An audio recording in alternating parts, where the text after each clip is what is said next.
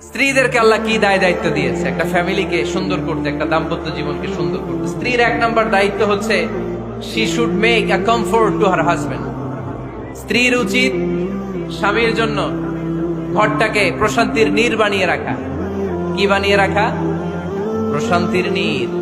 স্ত্রী হওয়া উচিত এমন যাকে দেখলে স্বামীর চোখ জুড়ায়, স্বামীর প্রাণ জুড়িয়ে যায়, স্বামীর হৃদয়টা ঠান্ডা হয়ে যায়, ঠিক কিনা?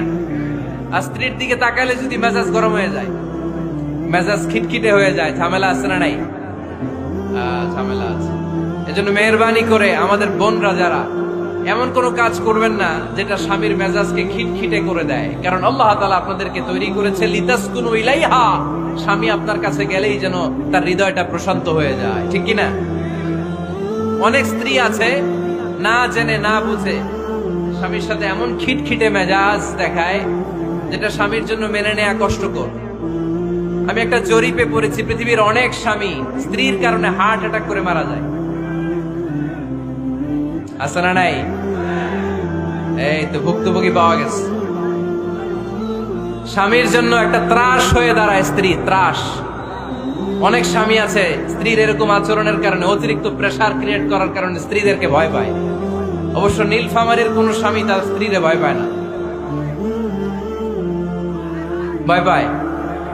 স্ত্রীরে ভয় পান কে কে দেখি?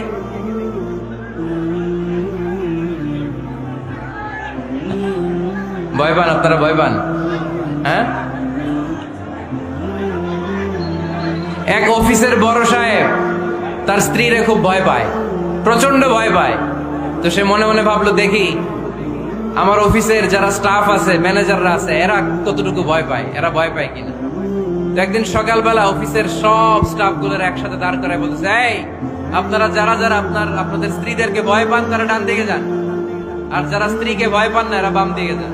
অফিসের সব কর্মচারী ডান দিকে চলে গেছে, সবাই ভয় পায়, একজন শুধু বাম দিকে।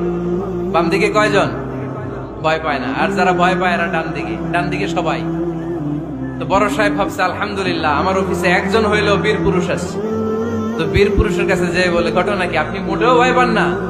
স্যার, প্রতিদিন অফিস করার জন্য যখন ঘর থেকে বের হয় আমার বউ আমারে বলে দেয়, খবরদার সবাই যেদিকে যায় তুমি কিন্তু ওইদিকে যাইবা না, সবাই যেদিকে যায় তুমি ওইদিকে গেলে খবর আছে।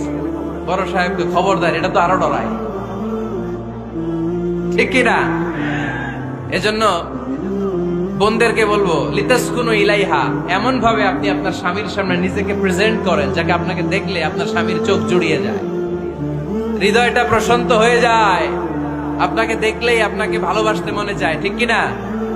এজন্য রব্বুল আলামিন বলেন, আমি নারীদেরকে তৈরি করেছি লিতাসকুনু ইলাইহা, যেন পুরুষেরা স্ত্রীদের সংস্পর্শ যখন পায় পুরুষদের হৃদয়টারে প্রশান্ত করে দেয়। কে? কুরাইশদের মাঝে যখন দাওয়াত দিতেন, সব বিশৃঙ্খলা ঝামেলা গোলমাল শেষ করে রাতের বেলায় যখন খাদিজার ঘরে বিশ্বনবী ঢুকতেন, বিশ্বনবীর হৃদয়